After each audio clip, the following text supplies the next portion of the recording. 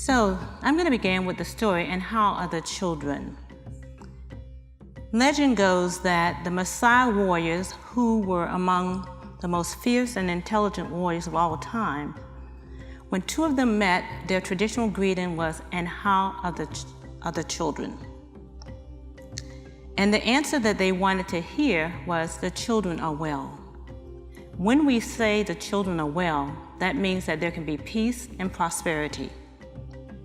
And so there's no need to go to war.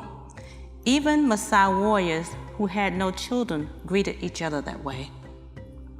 That is still the traditional greeting of the Maasai people of Kenya. And how are the children? I wonder what it would be like if we took to asking each other that every day, if that became our traditional greeting.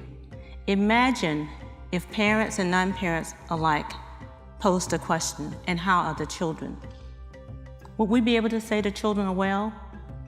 Imagine if every president of every country began every press conference by saying, "And how are the children?" If every CEO, every governor, every principal, every teacher, could we say the children are well? And so our goal here is to make sure that the children are well in our own educational spaces that we have control over.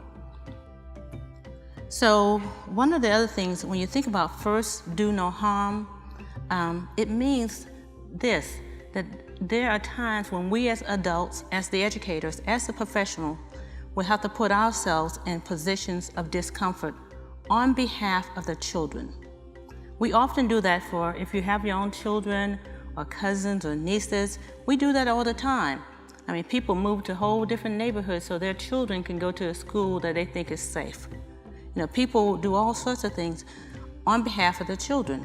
I remember once I was traveling to South Africa with my son, and we were on a safari, and a lion sort of charged at us, and I don't know why, but I threw my body in front of him. I was like, I guess eat me first. You know, the whole idea is we put ourselves in places of discomfort. I'm asking you as educators to do that too.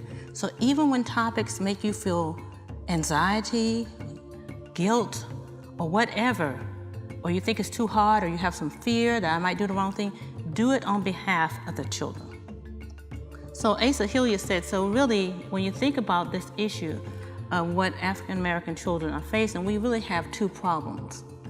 One, we've got to undo the damage, because they are being harmed every day, unintentionally, by good people who went into teaching because they love teaching. That's why we go into education, right? We love teaching.